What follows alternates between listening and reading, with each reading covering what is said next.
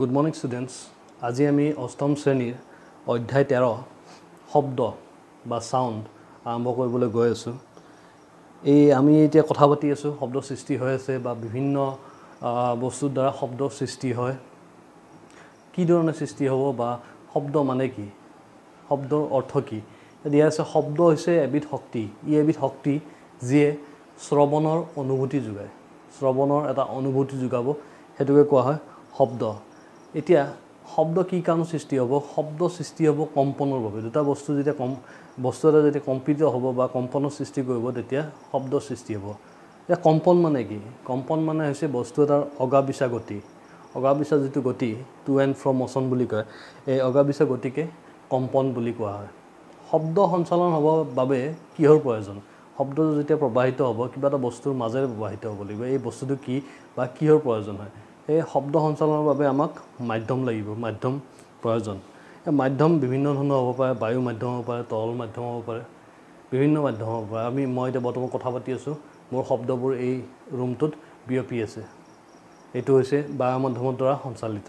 পানীত তেনেকৈ যদি শব্দ সঞ্চালন হয় তেনেহ'লে আমি পানীক মাধ্যম বুলি ক'ম, বা গোটা বস্তুৰ মাজেৰেও শব্দ পাৰ হ'ব পাৰে, সেইটো এটা মাধ্যম হ'ব।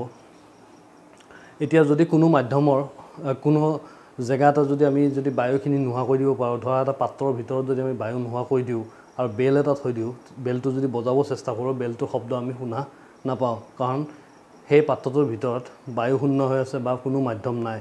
মাধ্যম নহ'লে শব্দ সঞ্চালিত নহয় বা প্ৰবাহিত নহয়। মনত ৰাখিবা, শব্দ সঞ্চালনৰ বাবে মাধ্যম খুবেই প্ৰয়োজন।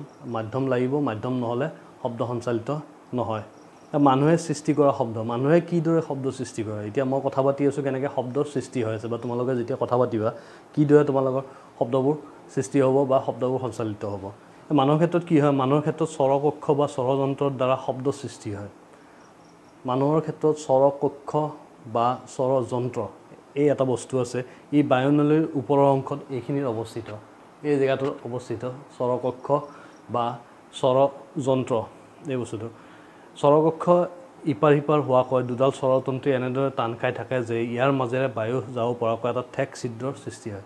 তাৰমানে দুডাল স্বৰতন্ত্ৰী থাকিব, এনেকুৱা দুডাল স্বৰতন্ত্ৰী থাকিব।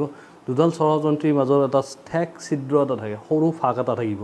এই ফাঁকৰ মাজেৰে যেতিয়া শব্দ পাৰ হ'ব, শব্দৰ যেতিয়া কম্পনটো পাৰ হ'ব মাজেৰে, এনেকৈ সৰু দুডাল থাকিব স্বৰতন্ত্ৰী। এই স্বৰতন্ত্ৰীৰ মাজেৰে একদম সৰু ফাঁক এটা থাকে, সেইফালেদি যেতিয়া কম্পন পাৰ হ'ব কি হ'ব? এই স্বৰতন্ত্ৰী দুডাল কঁপিব ধৰিব।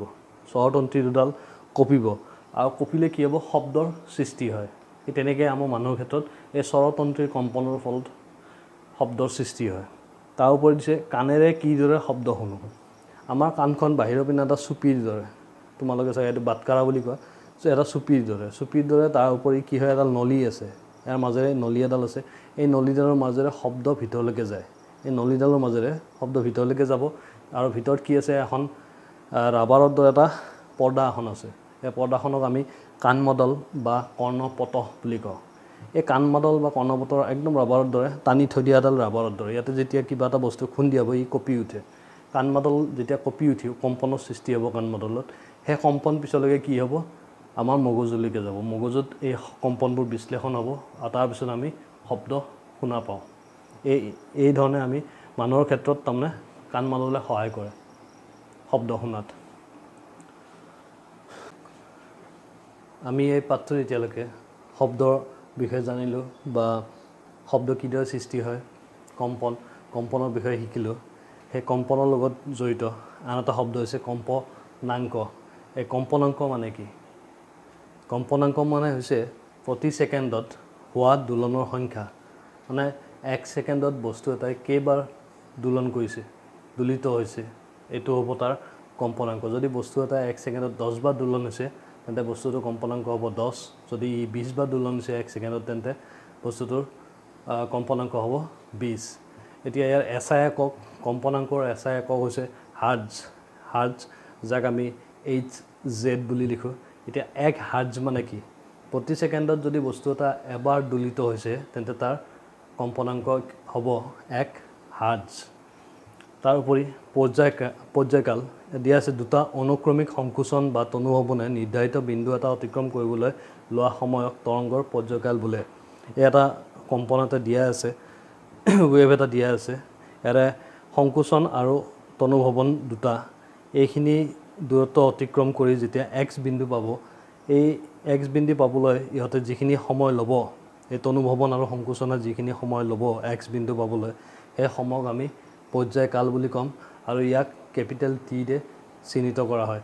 এই পৰ্যায়কাল আৰু কম্পনাংকৰ মাজৰ এটা ৰিলেশ্যন আছে, এটা সম্পৰ্ক আছে, সেইটো হৈছে new equal to 1/t। New মানে হৈছে কম্পনাংক সমান 1/t মানে হৈছে পৰ্যায়কাল। তাৰমানে পৰ্যায়কালটো দিয়া থাকিলে আমি কম্পনাংক ওলাব পাৰোঁ বা কম্পনাংকটো দিয়া থাকিলে আমি পৰ্যায়কালটো ওলাই ল'ব পাৰিম। তাৰ উপৰি শব্দৰ তীব্ৰতা, শব্দ এটা কিমান তীব্ৰ তাক নিৰ্ণয় কৰিবলৈ আমি বিস্তাৰৰ বিষয়ে জানিব লাগিব। মানে বিস্তাৰ, যিটো শব্দৰ বিস্তাৰ বেছি হ'ব, বেছি দূৰলৈকে যাব, এই বিস্তাৰ বেছি হ'লে শব্দটো আমি বেছি তীব্ৰ বুলি ক'ম। এই হৈছে শব্দৰ তীব্ৰতা তাৰ বিস্তাৰৰ ওপৰত নিৰ্ভৰশীল। কেনেকৈ নিৰ্ভৰশীল? কম্পনৰ বিস্তাৰ বেছি হ'লে সৃষ্টি হোৱা শব্দ ডাঙৰ হ'ব। এতিয়া কেনেকৈ নিৰ্ভৰশীল হ'ব? বিস্তাৰৰ ওপৰত কেনেকৈ কম্পনাংক নিৰ্ভৰশীল? এটা সম্পৰ্ক আছে ইয়াৰ। শব্দৰ তীব্ৰতা শব্দ সৃষ্টি কৰা কম্পনৰ বিস্তাৰৰ বৰ্গৰ সমানুপাতিক।